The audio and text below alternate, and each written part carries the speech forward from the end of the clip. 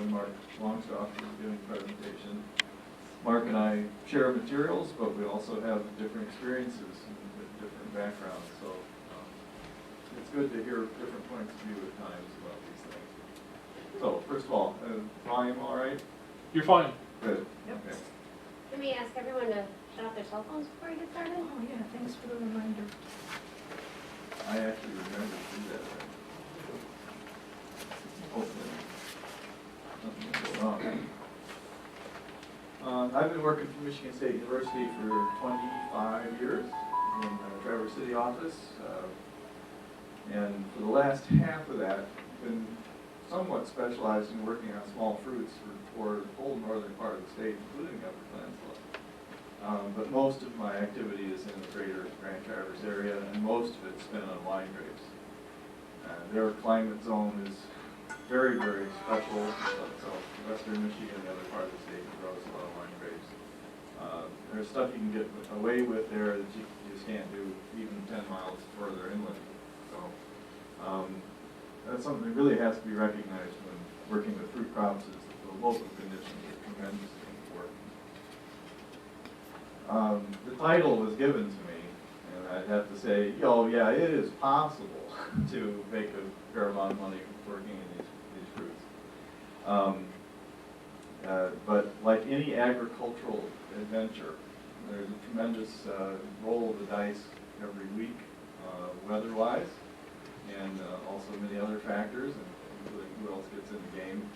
So I really want to point out that we're going to talk about some of the things that make it possible, but certainly do not guarantee significant income from small fruits. And of course, you've got to put money into it to do it right, and there's labor involved in many things. The key thing typically is to start small and to be very careful about what you select and try to do until you gain the experience. Also, even if you can afford to start larger, if you can't market everything that you're growing in the first few years, it's a tremendously disappointing thing. You'd much rather have people coming and looking for fruit that they can't get, have a demand that you finally meet, rather than have it the other way around, where you have lots of fruit and no way to get rid of it. But we'll start back where I started this, and that's climate matters. And the last few years have really proven that. Like I mentioned, the southwest and northwest corners of the lower peninsula, where we're growing most of the wine grapes, which is the reason that this thing is shaded that way.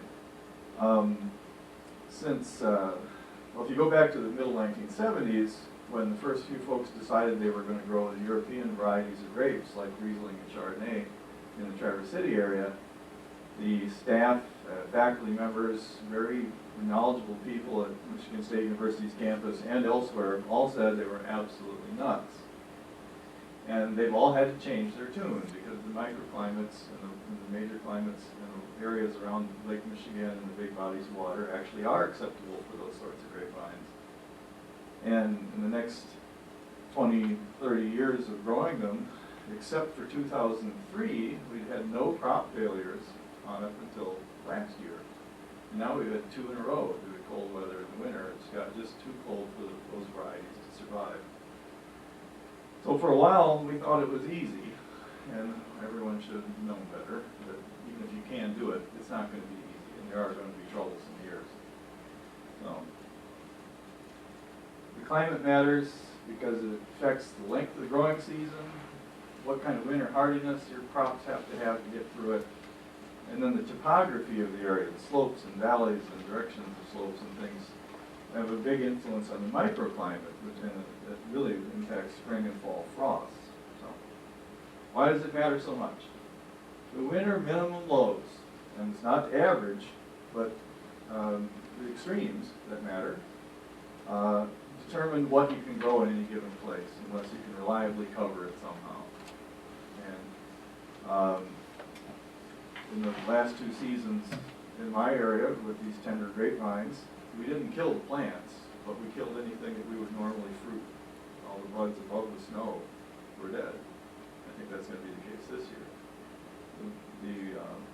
The buds below the snow line were fine. So we know that if you can grow them close enough to the ground that you get adequate snow cover year after year, they will work fine. But nobody wants to take care of them at 4 or 5 inches off the ground. and it's very difficult to protect them from things like birds and turkeys will wipe you out in a vineyard if you have your fruit too low, for instance. So you can get away with stuff by making changes to how you manage it, but really you need to choose varieties that will tolerate the kind of weather that you're going to receive. Some types of fruit break their buds much earlier than others. Even within grapes, there's quite a range. So the last frost date, or typical last frost date, can greatly impact variety selection, unless you have some kind of way, again, of protecting plants during some frost periods.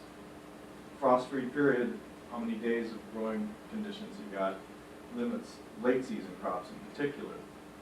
Many of the small fruits bear in the summer, even earlier than that. It's not a big issue, but if you start getting into things like fall raspberries and grapes, the harvest season comes way, way late in the year. And if you have a relatively short growing season, you may have a lot of frost injury before it's over. And then one more factor, that's degree day accumulations. Essentially how hot it gets. Some years are hotter than others. You may have the same length of growing season, but there's just many, many more degree day units or heat units during a growing season. And some fruit crops demand a lot of degree day accumulations to get the job done, and others do not. So all these things are going to greatly influence what you can grow at all, whether it's going to be apples or small fruits or whatever. And then within those different categories, different varieties suit different circumstances. Of course, the base winter hardiness map kind of thing applies. There is a much more detailed map of Michigan available on the web now, and it's updated from the last maybe 10 years now or less. They've made changes to the winter hardiness maps. I don't know if they're going to change them again or not, but we're hoping that these last two seasons were just so exceptional that it doesn't merit a long-term plan or change. Frost-free days, this is just a very crude map of Michigan, length of growing season, and the darkest shades, more than 180 degrees, are very few places. And when they were first looking at the issues of European grapes, they thought that was going to be a real major thing, and this area here wasn't going to have enough days. But as it turns out, with the right variety selections, we've been able to do it because some of the varieties don't need as long a period. But there's certainly places in Michigan where you have only 60 to 80 frost-free days, and those are going to be hard to grow anything other than the native trees and shrubs that are adapted to that. Here's another map of the length of growing season, maybe a little more clear, and it's got numbers on it. These things that are in the handout, if you need a large copy of them, large-scale things that you can read or use, simply get a hold of me by email. I've got my email address late in the presentation and on the handout so that you can request these things from me. And some of them are out there on the web if you know where to hunt for them. These are old maps that I pulled out of a file someplace of the approximate frost cutoff dates in the fall and in the spring. So these are the things that are available, but they're very general. It makes a big difference whether you're on a northwest, south side of the slope, how steep the slope is. So you can't count on this. You have to know your own territory. But it's a rough idea, at least. And then the growing degree days in the frost-free season is a huge range. 2,500 to 3,100 growing degrees. I think it's based on 50 degrees temperature as a base. That only occurs in the far southern areas. So even though we can grow fantastic Riesling grapes up here, we can't grow Cabernet Franc, even though it's cold hardy, it'll live. But you have to be growing that down here because you need tremendously more days of warm weather to ripen it. So lots and lots of factors that relate to climate and local conditions. Most of the time, when I present this sort of thing, it's you already have a spot and you want to know what you're going to do with it. So we could go through a lot of details of site selection as far as if you want to buy a piece of property, what's good, what's bad. And I do assist people with that a lot. People come to me with an idea for a vineyard on a site after they've looked at some property that's available. And I will actually go out and help assess, how good that spot is, what portion of that place has got potential. But given a piece of ground, you can examine that you already have and look it over and see what is the best part of a piece of property, or what places you can avoid, and it has to do with soil type and sunlight requirements and many other things. I just love this picture, so I throw it in a lot of talks. You don't have to do this to know your soil. It's remarkably a great amount of soil information available through conservation districts, extension offices, and soil USDA services centers that have soil maps, and they're remarkably accurate. But you know, you're in glacial territory, and from one side of the lot to another, it can change wildly. My little 2-acre property has everything from beach sand for 8 feet straight down to areas where I had to use a pickaxe in order to put a small pond into the front yard that had so much cobble of glacial outwash. That was less than 100 yards away. So you really do have to see what you got and explore and understand what the possibilities are. The vast majority of fruits, especially small fruits, really thrive right around the sand to loam interface, sandy loam soils. Tree fruits might do a little better sometimes than some heavier soils, depending on the type. But a lot of the small fruits, brambles, blueberries, strawberries, grapes and such, really can thrive at this end. Relatively poor water holding capacity is actually good for them. It helps them avoid root rots, as long as you can get moisture to them when they need it. We are growing a lot of stuff on darn near blow sand in places in the Traverse City area, and actually doing pretty well sometimes, especially with the ability to add nutrient matter or add organic material and things like that.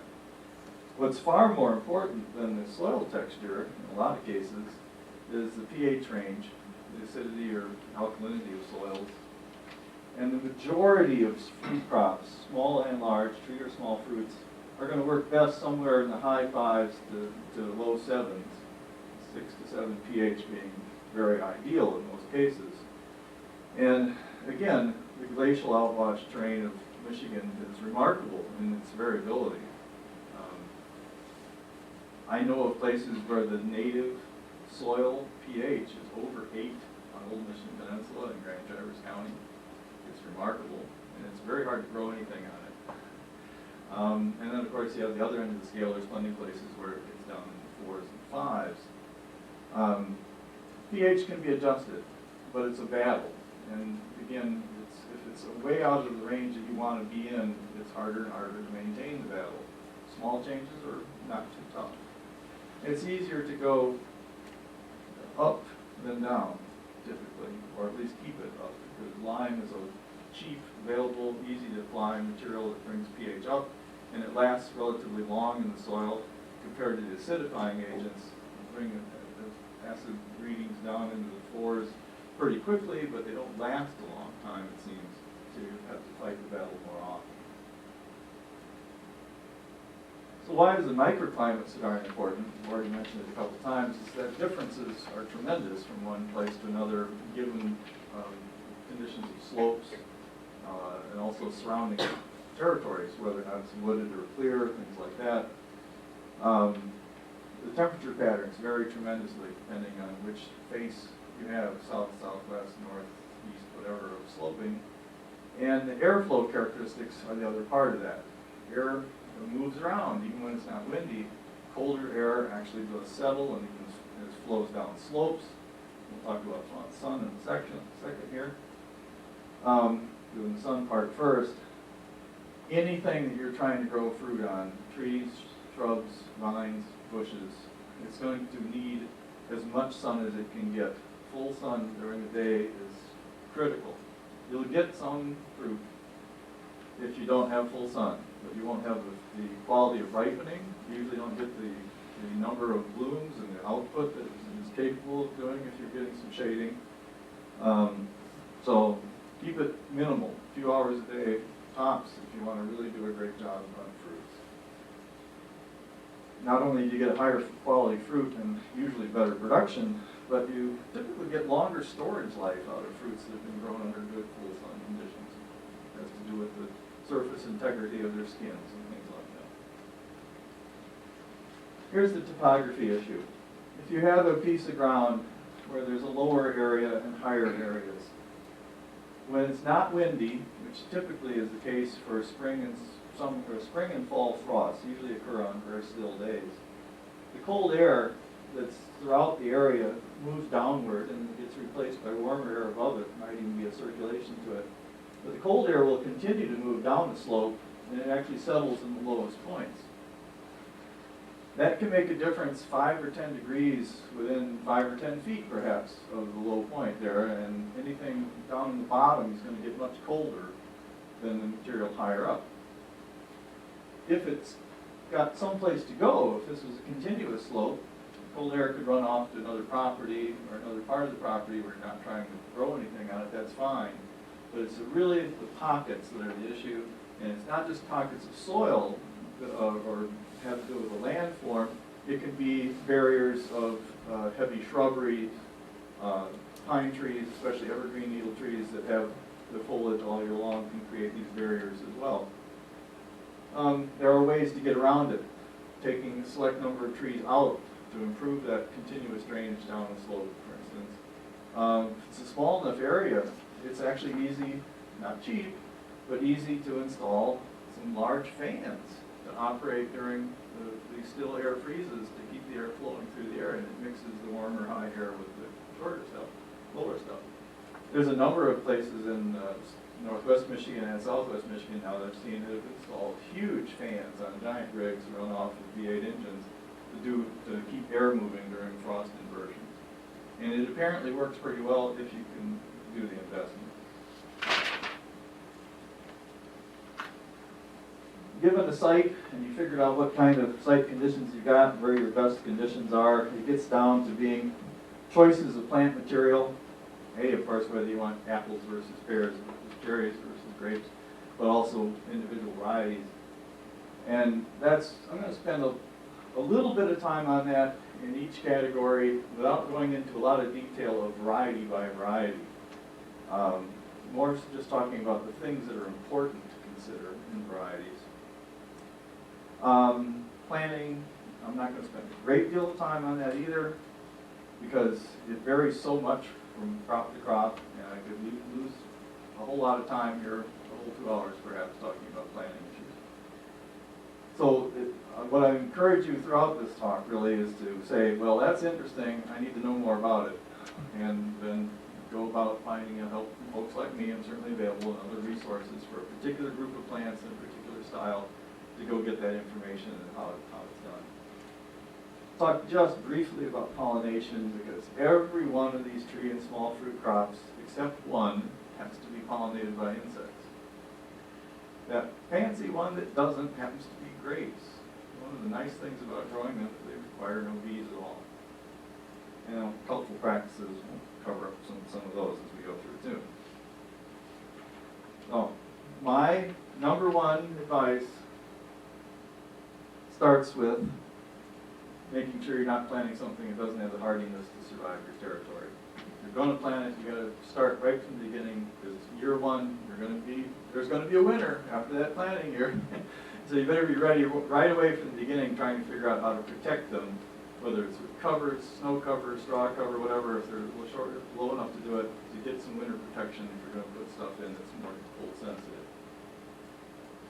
And the younger trees are often very cold sensitive. They get a little more vigor against the cold as they get older sometimes, and bushes too. And there's going to be stuff that will successfully grow in a place, but the flower buds usually are a little more sensitive to cold than the rest of the buds. So you might get continual growth, you might get a nice tree growing, but you never get that kind of flower set that you think you're going to get, or see that kind of bloom you're expecting. It could be because you're in a range where you're on the edge for that plant. It's living, but its flower buds are dying of the cold in the winter.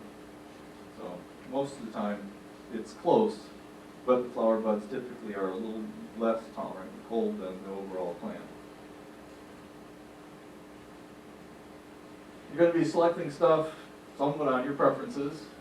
You know, you've always wanted to grow something, and that's well and fine and good, but there are places where you can't do it. And but it's fun to try, I suppose. And then the intended use or the intended marketing method. You think it's going to be just for processing, or is it just going to be roadside sales? Is it going to be preserved in some way and sold through cottage food laws out of your kitchen and stuff like that? All those things make a difference as some plums are better for processing or canning than others, and some are better for fresh sales. And you may have to consider planting a range of things within a certain kind of fruit in order to get all the things you want out of it. Space availability. You have to plan ahead because they're cute when you buy them. But if you before long they're this big and they're taller in the room, depending on what kind of thing you're growing. So you have limited space. You may have to choose to go with very small kinds of plants, things that don't get big. You can keep blowbush blueberries, for instance, very small, and strawberries, of course, very small. Or if you got space to roam, you can branch out and grow things that grow relatively large.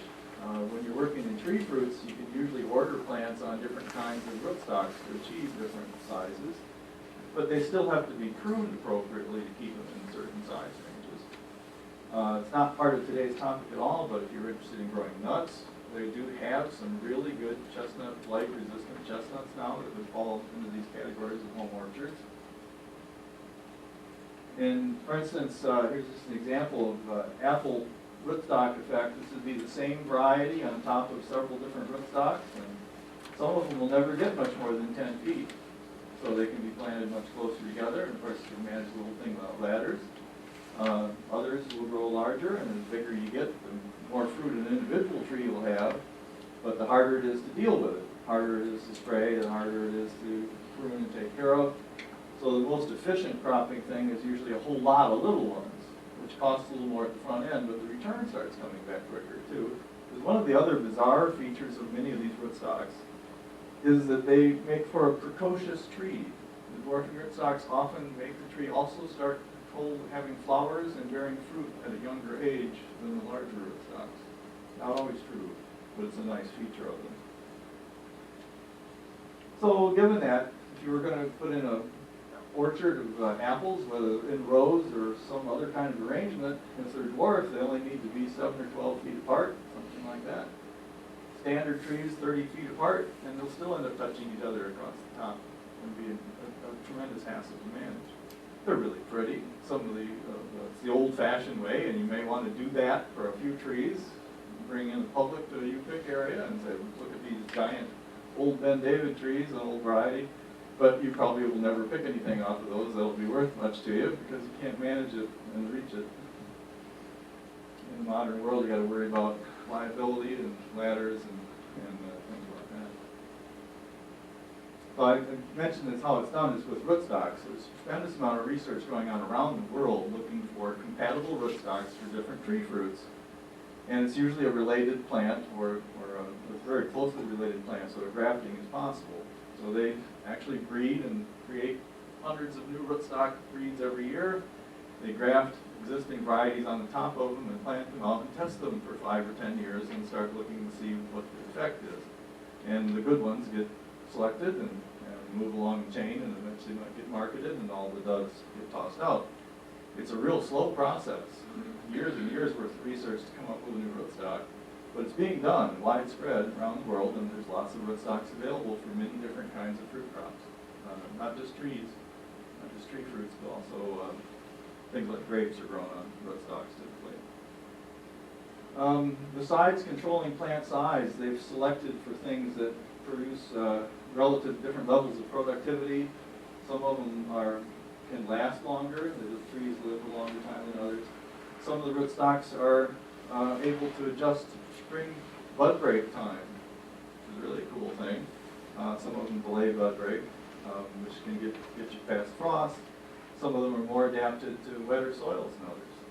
So if you have a site and you're interested in trying something in tree fruits, especially, you think the soils aren't the best, get a hold of folks like myself through Extension. We know the folks that are researching the rootstock issues around the world, and we can probably line you up with somebody that will give you an idea of the right rootstock to order under the plant.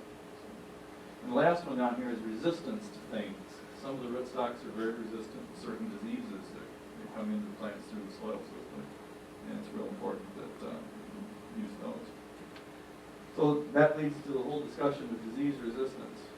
And in any fruit crop, tree or small fruit at any scale, if you can get varieties that are relatively resistant to some of the, especially disease problems, resistance to disease problems will make for a much, much simpler operation.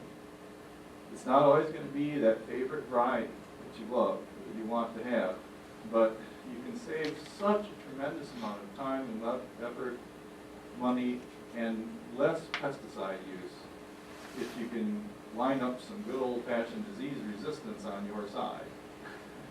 And it's, I say good old-fashioned because it's been around.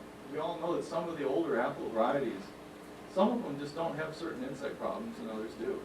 It's inherent to the variety, and that's how they get these resistant things bred into newer varieties, is they take those as parents and try to breed them with things to get a better fruit characteristics, for instance. So when available, things like apple scab resistance in particular would be a very, very important one to get if you're growing apples.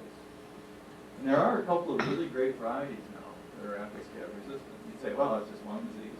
That's true. You've got lots of other things to worry about. But apple scab is such a pervasive, evil problem of growing apples that if you can get around it with resistant plants, it's just such a lovely situation. So there's several of them now that are available. Liberty is a late season scab resistant variety that's really quite good. And it's also resistant to cedar apple rust and fire blight, which are two other really nasty disease issues in growing apples. So sometimes finding that combination of resistance factors is much more important than being the variety of apple that you were really interested in or one that you remember or something like that you want to try out. Especially, especially when you're in it for making some kind of income, you got to consider all the inputs. If you're having fun trying to grow a particular variety because you always wanted to, well, then you know that if you can afford it, you know how it is, you'll just shovel money into the thing, it doesn't matter. It's your fun plant. You can have a few of those around, but if you want to make a living, you want that wheelbarrow of cash to be going in, not out, cut costs by taking these preventative measures at all stages. Once you have a tree selection, whether it's apple, cherry, or whatever, there's usually two real obvious stages to production, and that's those early years, the non-bearing years where it's just been planted. Depending on what kind of tree it is, it's anywhere from 3 to 8 years before you really start getting into production. It's times of rapid growth and sometimes uncontrollable growth.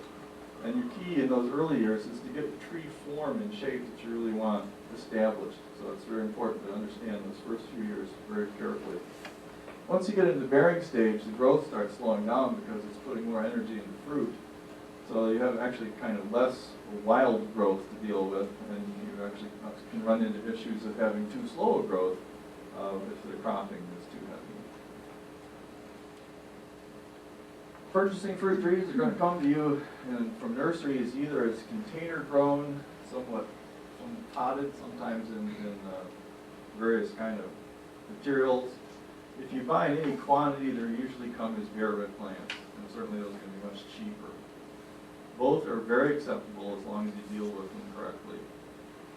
If they're coming in any kind of container material, that has to be very well cut away from them or removed during the planting process. If they're coming bare root, they need to be planted promptly or at least stored very carefully if you have to wait so the root systems don't suffer. And the planting procedures are slightly different for each one. The key thing is there is going to be this graft union in most cases, unless you're planting trees that are not grafted. And the graft union has to stay above the soil line. If you're planning on putting hills around these trees, at some point you got to prepare that early on and understand that you still want to, you may have to plant it even higher so that you got a way to keep that above the covered line. Because the scion part, which is what they call this variety above, is able to throw roots off of that if there's soil and moisture surrounding the bottom of it. And if it does, it will often take over the rooting of the plant. You lose all of the influence of the rootstock. It'll grow to whatever size it wants to be, it'll do whatever else it wants to do, that loses the control that the rootstock provided. You have to keep the graft union above the soil. It's true for almost any grafted fruit crop that stays above the soil line. Duke, can you help